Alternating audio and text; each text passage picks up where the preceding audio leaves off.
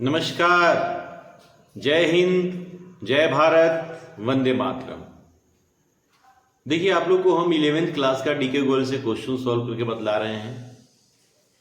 इसी क्वेश्चन के क्रम में क्वेश्चन नंबर 10 बताने जा रहे हैं, लेकिन उससे पहले कुछ इम्पोर्टेंट बात बतलाने जा रहे हैं। उस पर ध्यान देना है आप लोग को, क्योंकि आगे चल के ये जो जिसके विषय में चर्चा करने जा रहे हैं आगे चल के हर क्वेश्चन में मिलने वाला है।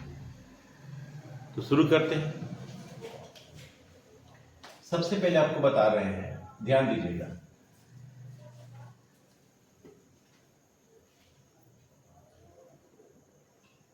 पहला पॉइंट, इफ चेक रिसीव्ड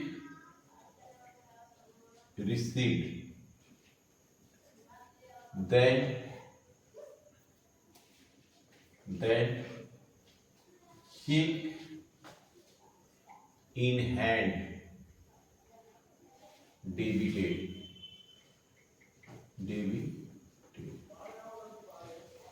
अगर हमें किसी से चेक प्राप्त हो रहा है तो वो रिसीव हो रहा है, तो उसके जगह पे हम लोग चेक इन हैंड को डेबिट करेंगे। चेक इन हैंड डेबिट करेंगे। For example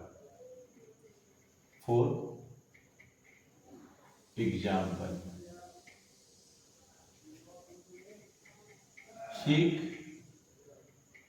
received from Ram ₹10,000। Ram से 10,000 रुपए का चेक प्राप्त हुआ।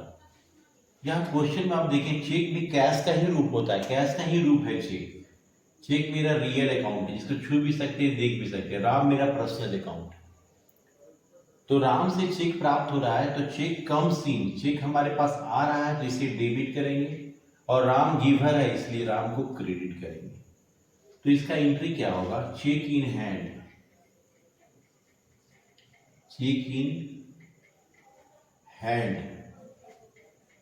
Account DR to Ram, amount 10,000 debit में, 10,000 क्रेडिट में। अगर किसी से चेक प्राप्त हो रहा है तो उसकी जगह पे हम चेक इन हैंड लिखते हैं। लेकिन सेकेंड केस में क्या है? दूसरा केस देखिएगा। दूसरा केस में देखिएगा कि if check received and sent into bank, then bank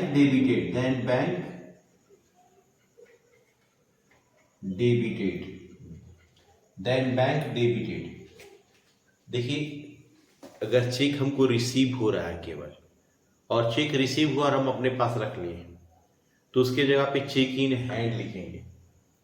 लेकिन अगर हमको चेक रिसीव हुआ और उस चेक को हम बैंक भेज दिए जमा करने के लिए, इमीडिएटली उसी समय हम बैंक भेज दिए जमा करने के लिए, देन हम बैंक को डेबिट करेंगे। For example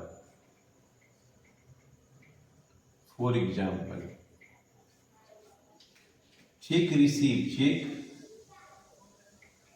received from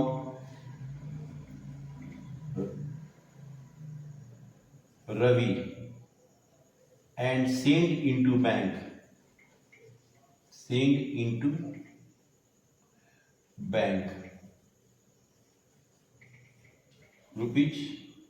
₹15,000। मतलब रवि से चेक प्राप्त हुआ। यहां क्वेश्चन में हम देखेंगे चेक मेरा क्या है? रियल अकाउंट, रवि मेरा पर्सनल अकाउंट है। रवि से चेक प्राप्त हुआ, चेक बैंक भेज दिए, तो यहां पर हम लोग क्या करेंगे? चेक की जगह हम लोग क्या करेंगे? बैंक को डेबिट करेंगे। बैंक अकाउंट DR, और गिवर कौन है? रवि। एक तरह से रिसीवर कौन हो गया? बैंक को डेबिट कर दिए और रवि को क्रेडिट कर दिए 15,000 एंड 15,000। देखिए, फिर से बता रहे हैं, जब हमें किसी से चेक प्राप्त होगा तो उसके जगह पे हमको चेक इन हैंड लिखना है। If cheque receive then check in hand debited. Second case, if check received and sent into bank, then bank debited. तो यहाँ पे क्या हुआ ना, चेक यहाँ पे देन चेक रिसीव हुआ रवि से एंड सेंड इनटू बैंक, और उसको बैंक भेज दिए जमा करने के लिए। तो यहाँ पे चेक की जगह हम लोग बैंक को डेबिट करेंगे। यहाँ चेक मिला था लेकिन बैंक नहीं भेजे थे, इसलिए चेक की जगह चेक इन हैंड लिखे। यहाँ चेक मिला और बैंक भेज दिए, इसलिए चेक की जगह हम लोग बैंक लिखे यहाँ पे। अगला केस ध्यान देंगे, ये समझने वाला चीज है, नहीं समझिएगा तो आगे प्रॉब्लम होगा। If cheque paid then bank credited. अगर हम चेक पेड कर रहे हैं तो बैंक को क्रेडिट करेंगे, ठीक है। For example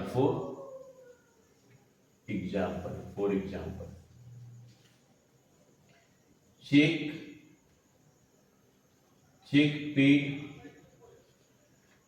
to Harish, rupees 20,000। Harish को चेक पेड किए, तो हरीश को चेक दे रहे, तो फिर यहाँ पे चेक क्या है मेरा, आप देख सकते हैं चेक मेरा रियल अकाउंट, छू भी सकते हैं, देख भी सकते हैं, हरीश पर्सनल अकाउंट है। हरीश को चेक दे रहे हैं तो हरीश रिसीवर है, इसलिए हरीश डेबिट हो जाएगा, और चेक हमारे पास एक गोज आउट हो रहा है, इसलिए इसको क्रेडिट करेंगे। लेकिन हम चेक को ना क्रेडिट करके हम बैंक को क्रेडिट करेंगे, तो इसका एंट्री क्या होगा, Harish debit to bank account. यहां पे हम लिखे भी if cheque paid then bank credited.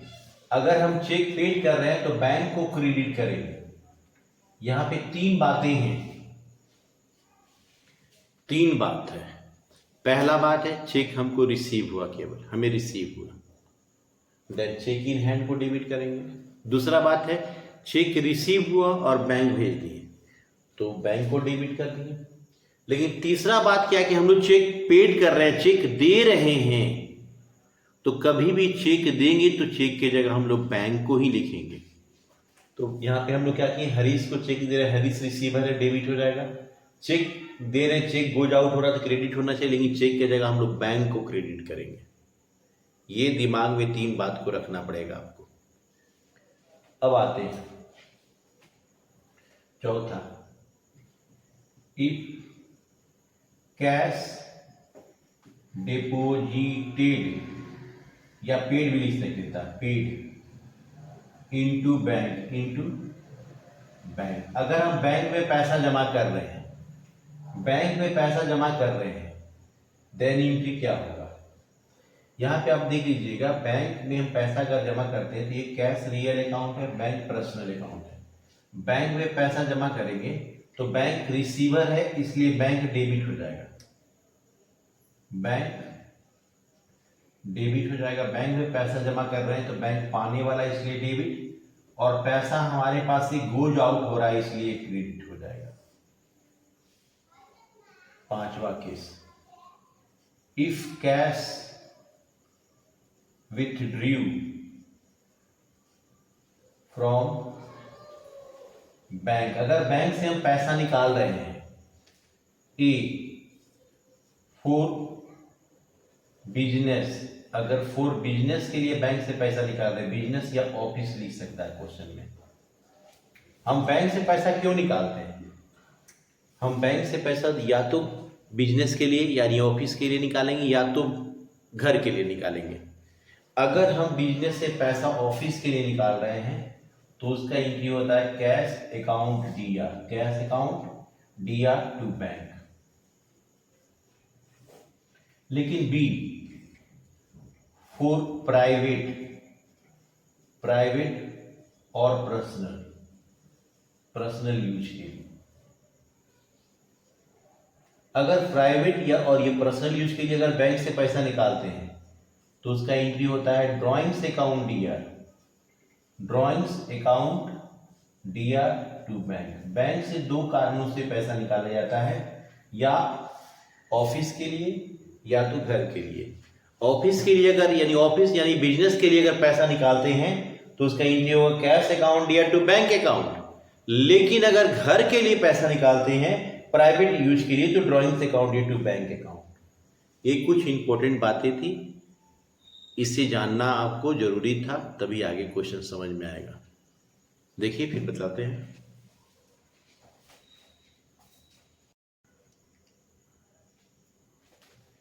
चलिए, आशा है कि ये सब समझ में आ गया होगा आपको, फिर आगे बतलाते हैं, ध्यान देंगे।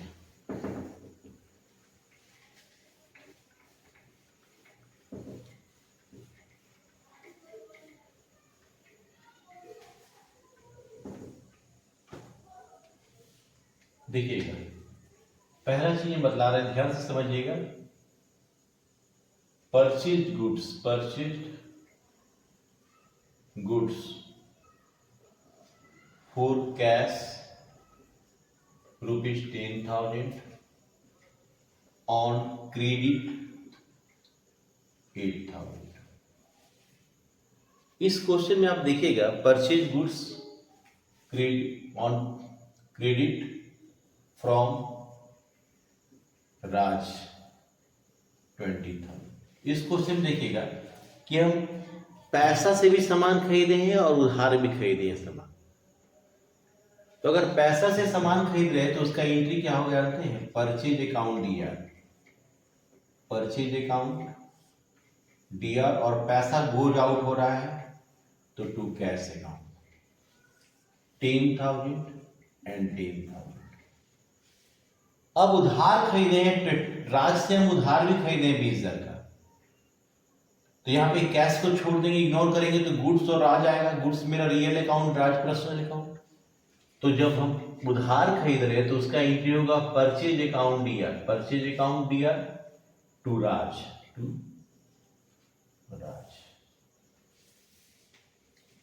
अमाउंट कितना है?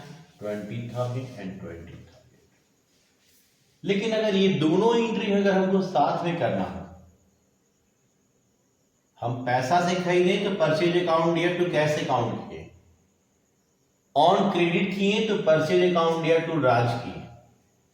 लेकिन अगर दोनों किए तब तो दोनों का एंट्री कंबाइंड एंट्री कैसे होगा?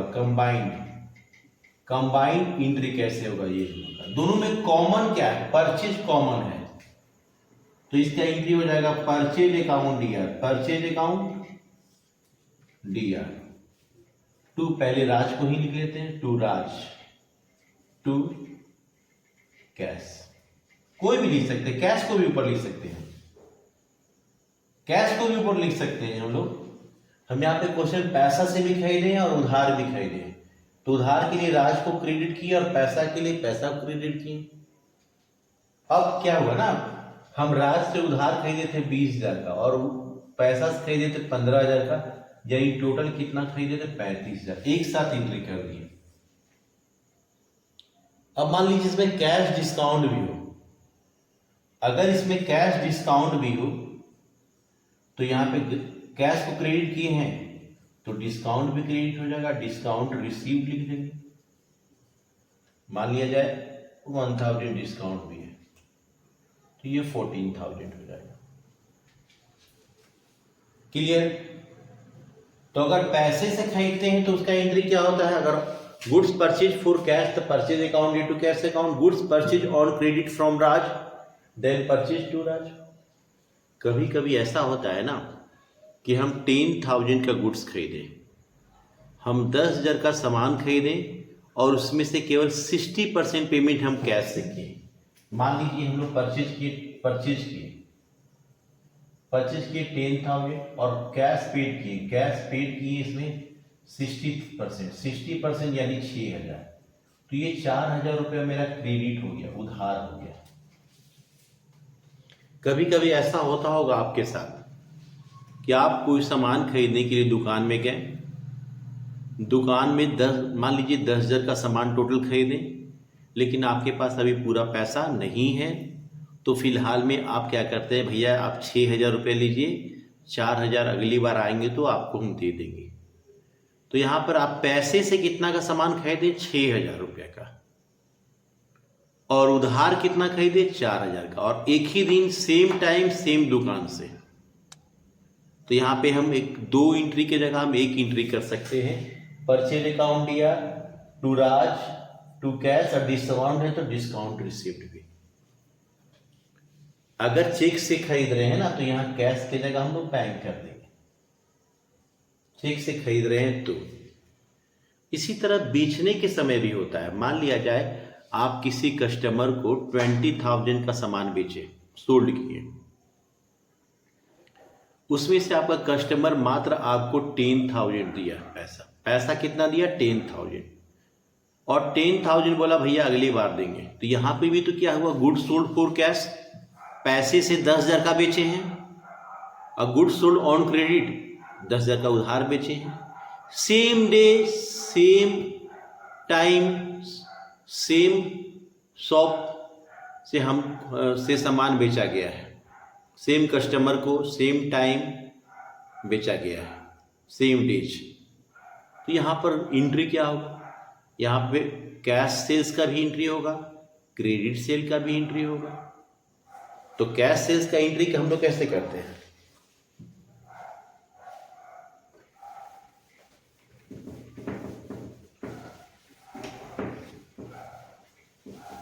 हम लोग कैश सेल्स का एंट्री क्या करते हैं, पैसा आएगा और सामान जाएगा, तो इसका एंट्री कैश अकाउंट दिया टू सेल्स अकाउंट।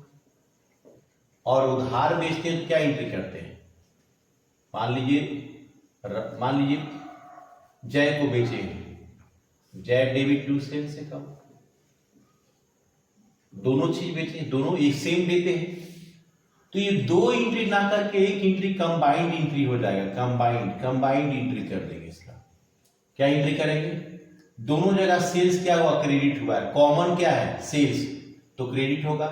अगर जय है तो पहले नाम को ही लिख दीजिए, जय को डेबिट कर देंगे, फिर कैश अकाउंट भी डेबिट हो जाएगा। अगर डिस्काउंट भी है, कैश डिस्काउंट, तो कैश डेबिट है तो डिस्काउंट भी डेबिट हो जाएगा। डिस्काउंट अलाउड अकाउंट दिया और टू सेल्स अकाउंट। मान लिया जाए कि ये 20,000 है, ये 9,000 है, ये डिस्काउंट 1,000 30,000 रुपया। तो ये क्या होता है ना, सेम डे पे अगर मान लिया जाए हम किसी 100 रुपये का सामान खरीदें और हम उसको 70 रुपया तुरंत दे दिए, तो यहाँ पे उधार कितना रह गया, क्रेडिट कितना रह गया, 30 रुपया क्रेडिट रह गया, और कैश हम लोग परचेज किए 70 रुपया, तो दोनों एंट्री साथ में करेंगे। उसी तरह बेचने के समय होता है। अब इसी से रिलेटेड क्वेश्चन है, क्वेश्चन नंबर 10, जिसको बतलाने जा रहे हैं हम आप लोग को। इसमें कैलकुलेशन है 10 नंबर क्वेश्चन में, बढ़िया से समझना है।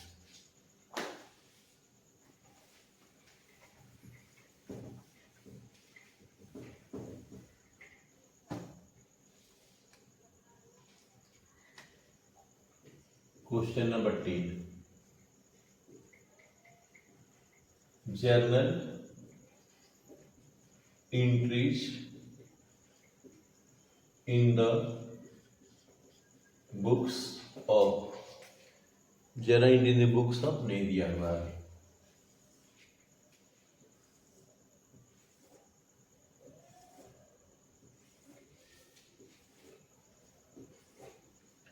यहाँ पे हम लिखेंगे डेट, यहाँ पे लिखेंगे पार्टी कूलर, यहाँ लिखेंगे LF, यहाँ पे लिखेंगे अमाउंट रुपीज DR। शुरू करते हैं। सोल्ड गुड्स टू श्रुति मार्च 5। पहले P से पर्सनल अकाउंट होता है। जब कभी आदमी का नाम या दुकान या फर्म का नाम आया, कंपनी का नाम, तो पर्सनल अकाउंट है। इसमें रिसीवर को हम लोग क्या बताया है, डेबिट करते हैं, और गिवर को क्रेडिट करते हैं। R से रियल अकाउंट होता है, वह सभी संपत्ति जिसको हम लोग छू सकते हैं, देख सकते हैं, वो real account. Cash, goods, furniture, machinery, ये सब रियल अकाउंट है। इसमें क्या होता है ना, कम्स इन को डेबिट करते हैं, गोज आउट को क्रेडिट करते हैं। आई एन से nominal account, rent, wages, salary, commission, ये नॉमिनल अकाउंट है। इसमें एक्सपेंसेज एंड लॉसेस को डेबिट करते हैं, इनकम एंड गेन को क्रेडिट करते हैं। शुरू करते हैं।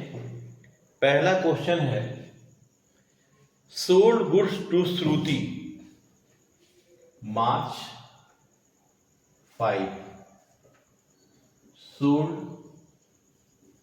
goods to Shruti for 80,000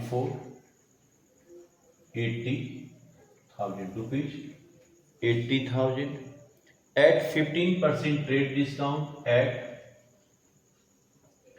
15% trade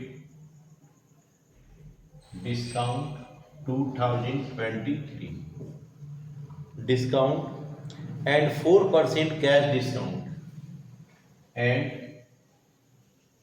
4% cash discount, 4% cash discount, received 75%, receive 75% amount immediately, 75% amount immediately,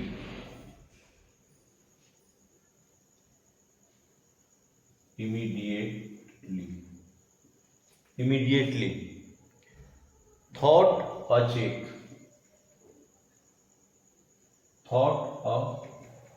check के रूप में प्राप्त हुआ। अब इस क्वेश्चन में देखिए, हमने श्रुति से सामान खरीदा और 75% हमने पेड किया चेक से, मतलब 100 रुपये का सामान खरीदे और 75 रुपये हम दे दिए। कहने का मतलब 100 रुपये का सामान हमने श्रुति से खरीदा और 75 रुपया हमने पेड कर दिया, दे दिया। तो उधार कितना रह गया? 25 रुपया तो उधार रह गया ना। 25 रुपया तो हमने नहीं दिया है, तो इन फ्यूचर 25 रुपया पेमेंट करना होगा।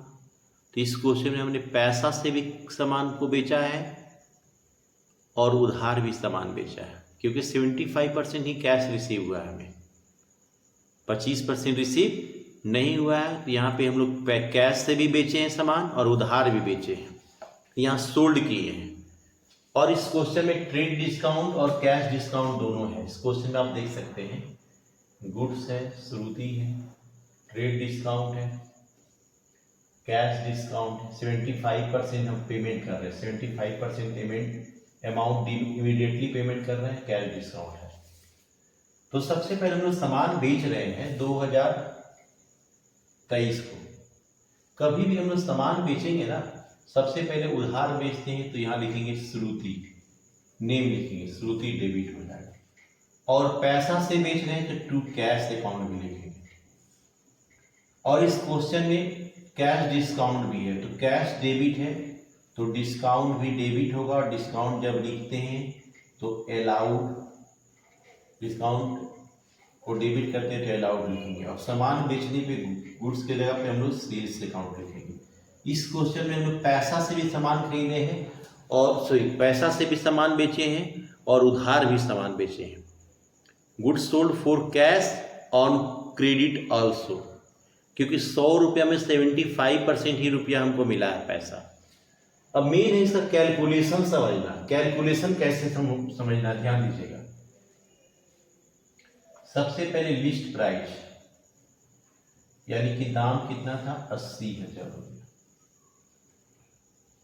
लेस करेंगे इसमें सबसे पहले 15% ट्रेड डिस्काउंट। ट्रेड इसका 15% कितना होगा, 12,000 रुपया। कैसे 12,000 होगा जरा बताते हैं हम आपको। 80,000 है, 10% कितना हुआ? 10% 8,000 हुआ। हम बताए थे 10% निकालने का ट्रिक्स क्या है, इधर से एक जीरो को हटा देंगे, 10% हुआ। तो 5% कितना होगा? इसका हाफ हो जाएगा 4,000। तो 10 और 5 15% कितना हो जाएगा? 12,000। तो 12,000 को यहाँ पे हम लेस करेंगे तो 68,000 आया। कितना आया? 68,000।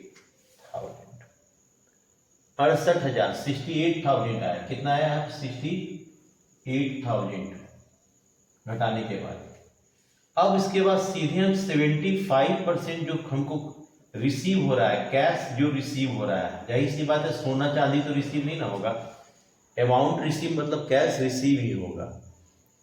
तो भैया सबसे पहले हम ट्रेड डिस्काउंट का काम किए, एक नंबर में हम लोग ट्रेड डिस्काउंट काम किए, दूसरा हम जो 75% है सेकेंड में इसका काम किए। 75% कैश रिसीव हो रहा है, 68,000 का 75% 51,000 रुपया। फिर से बता रहे 75% है, नहीं समझ में आ रहा है कैंसिल कीजिए, 2 जीरो 51,000 रुपया आएगा। 7,000 और यहाँ पे 1,000, 17,000। इसके बाद हम लोग जितना कैश पेमेंट किए, कैश पेमेंट कितना किए हम लोग, कैश रिसीव कितना हुआ? कैश रिसीव बात हुआ 51,000। इसमें भी क्या होगा ना, 4% कैश डिस्काउंट हो गया, कैश डिस्काउंट हो जाएगा, 4% कैश डिस्काउंट। इस अमाउंट का 4% कैश डिस्काउंट, जैसे 51,000 है, 51,000 का 4% हम ऐसे भी फॉर्मूला से निकाल सकते हैं। तो 20,40 आएगा, कटा दिए 960 रुपया 48,960 रुपया। अगर ट्रिक्स बताएं तो ट्रिक्स देखिए 51,000 है, इसका हम बताए थे 1% निकालने का तरीका क्या होता मालूम है? 10% निकालने के लिए इधर से एक अंक छोड़ते हैं, 10% निकालने के लिए एक अंक छोड़े और 1% निकालने के लिए 2 अंक छोड़ते हैं राइट से। तो 1% 510 हुआ, तो 4% कितना हो जाएगा? 4%, तो 4 से इसको इंटू कर दीजिए 20,40। या तो ऐसे निकालिए या तो फॉर्मूला से निकालिए। अब अमाउंट कैसे बैठेगा? ये जो हम लोग ट्रेड डिस्काउंट हटाए थे ना 12,000, उसके बाद जो आया इसको सेल्स में लिखेंगे हम लोग। कहाँ लिखेंगे? सेल्स में। ये जो 17,000 आया ना उसको हम लोग नेम में लिखेंगे, नेम में। और ये जो डिस्काउंट है इसको कैश डिस्काउंट में लिखेंगे, कैश डिस्काउंट जो है डिस्काउंट में लिखेंगे, सीधे डिस्काउंट लिखते हैं। और ये अमाउंट कैश में लिखेंगे। फिर से एक बार समझाते हैं आप लोग को। लिस्ट प्राइस कितना था? 80,000 दाम था, ट्रेड डिस्काउंट को लिस्ट किए 12,000, 68,000 आया। फिर 68,000 का 75% हमको कैश रिसीव हो रहा है, तो इस सीधे एक नंबर में इसका काम करेंगे, 2 नंबर में इसका काम किए। तो 75% 68,000 का निकालें, 51,000 इतना पैसा रिसीव हुआ। कितना पैसा नहीं मिला हमको? 17,000। ये क्रेडिट हो गया, नेम में लिखेंगे, ये क्रेडिट का हो गया सब। अब आइए जो हम कैश पेमेंट का कैश रिसीव का बात हुआ था 51,000 रुपये, इसमें भी 4% डिस्काउंट कस्टमर को दे दिया गया। तो 4% डिस्काउंट दे दिया गया तो 2,040 रुपया। तो कितना पैसा हुआ? 48,960 रुपीज ही हमारे हाथ में मिलेगा। तो कैश में कितना? पहले सबसे पहले नेम में कितना है? नेम में है 17,000, 17,000 रुपया। चलिए कैश में कितना है? 48,960। डिस्काउंट में कितना है? 20,40। ये सारे को जोड़ के 68,000। ये क्वेश्चन हुआ, ये एक क्वेश्चन हुआ। इस क्वेश्चन को 2-3 बार समझिएगा, कोशिश कीजिएगा, क्योंकि अधिकतर student trade discount cash discount में ही फंसते हैं। फिर से एक बार अगला क्वेश्चन सेम है, लेकिन यहाँ पे अब खरीदने का वाला है। अच्छा सुनिए, एक चीज बता रहे हैं, इसमें हम पेमेंट किससे मिला? हमको चेक से मिला है। अगर कैश से मिलता तो यहाँ पे हम कैश बिल्कुल ठीक था, कैश लिखते, लेकिन पेमेंट हमको किससे मिला है? चेक से मिला है।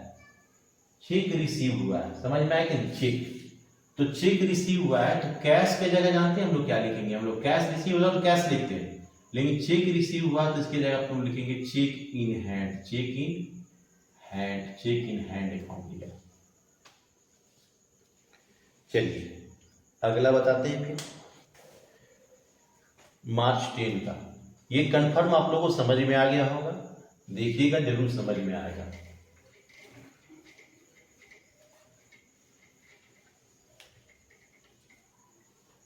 चलिए मार्च 10 है, मार्च 10, मार्च 10, मार्च 10 में देखिएगा आप लोग लिखा हुआ क्वेश्चन में purchase goods from Richa, purchase goods from Richa, purchase goods from Richa for 60,000, 4 rupees 60,000, 4 rupees 60,000 at 10% trade discount, at 10% trade discount, at 10% trade discount and 5% cash discount, and 5% cash discount, and 5% cash discount, 60% amount paid by, 60% amount paid by check, paid by check immediately,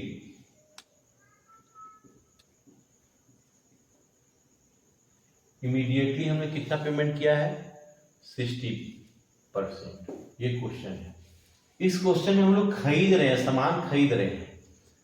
हम किसी से 100 रुपये का सामान खरीदें 100 रुपये का सामान खरीदें और 60% हमने पेमेंट कर दिया, 100 रुपया में 60 रुपया हम पेड कर दिए, 40 रुपया तो उधार रह गया, 40 रुपया तो क्रेडिट रह गया कि भैया 100 रुपये, मान लीजिए आप बगल वाली जो दुकान है उससे आप 100 रुपये का सामान खरीदें, 100 रुपये का सामान खरीदें, आपके पॉकेट में अभी 60 रुपया, 60 रुपया दे दिए और बोलते हैं 40 रुपये हम अगले बार दे देंगे, आएंगे तो देंगे। तो इस क्वेश्चन में हमने पैसा से भी खरीदा और उधार भी खरीदा, दोनों चीज कर रहे हैं। तो हम पैसा से खरीद रहे हैं और उधार दोनों खरीद रहे हैं, तो उसके लिए सुनिए, खरीद रहे हैं मार्च ये 5 था, मार्च 10 खरीद रहे हैं तो उसके लिए तो परचेज कन्फर्म है, सामान हमारे पास, उधार खरीदिए चाहे पैसा से खरीदिए, कैश से खरीदिए चाहे ऑन क्रेडिट करिए, सामान तो आ रहा है ना, परचेज को डेबिट करेंगे। और उधार खरीद रहे हैं तो नाम है रिचा और चेक से पेमेंट कर रहे हैं, चेक पेड कर रहे हैं, चेक दे रहे हैं। अभी तुरंत बतलाए थे जब हम चेक पेड करते हैं तो चेक की जगह बैंक लिखते हैं, बैंक अकाउंट। और इस क्वेश्चन में डिस्काउंट भी है, तो डिस्काउंट जब नीचे लिखा जाता है ना तो डिस्काउंट रिसीव लिखा जाता है, रिसीव, डिस्काउंट रिसीव्ड अकाउंट। अब इसका अमाउंट को समझेंगे हम लोग।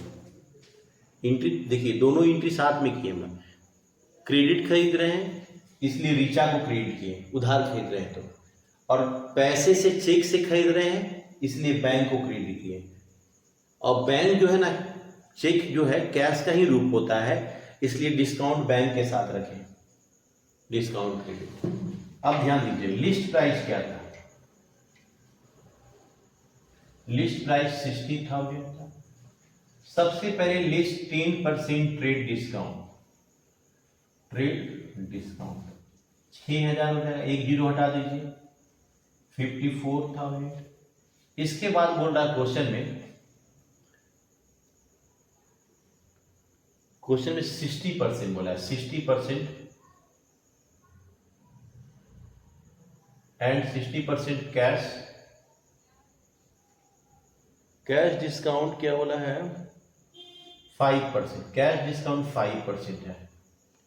60% इसके बाद 60% अमाउंट पेड कर रहे हैं। पहला चीज हम लोग ट्रेड डिस्काउंट को ले लिए, एक नंबर में ये काम किए, दूसरा नंबर में हमको ये करना है, ट्रेड डिस्काउंट का काम करना है।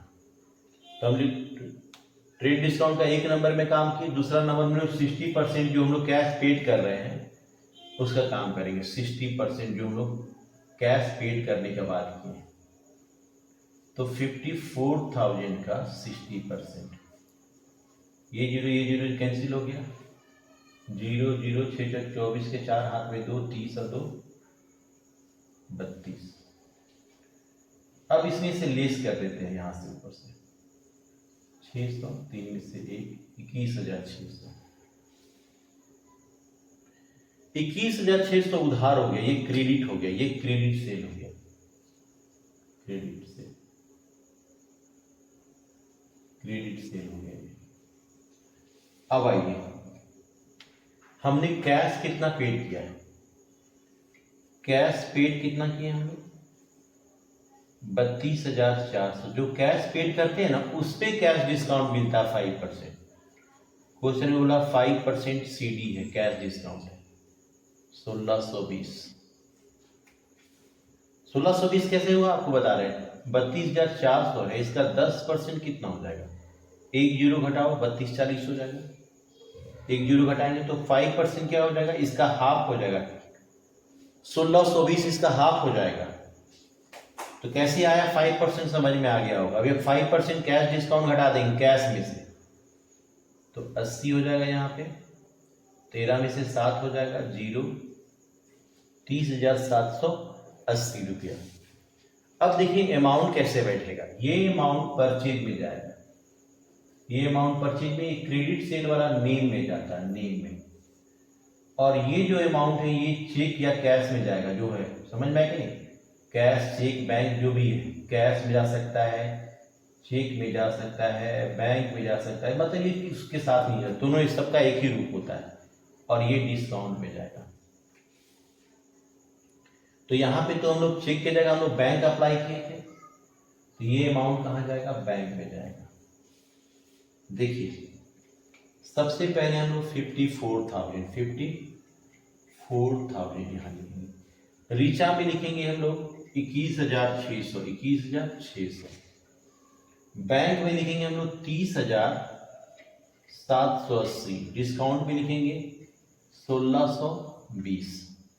सब जोड़ने से मेरा 54,000 आना चाहिए, और ये तीनों जोड़ने से 54,000 आ जाएगा। इसका कैलकुलेशन मेन है, कैलकुलेशन को 2-4 बार समझना पड़ेगा। अब जोड़ते हैं, ग्रैंड टोटल 1,22,000 ये टोटल आया।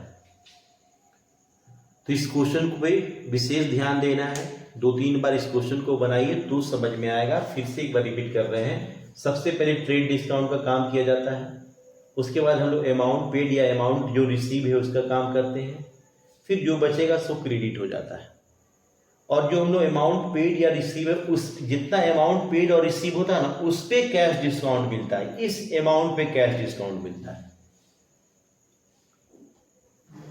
तो इसको बढ़िया से पढ़िए। नेक्स्ट डे अगले क्वेश्चन मिलते हैं हम लोग, तब तक अपना ख्याल रखें, खुश रहें, प्रसन्न रहें।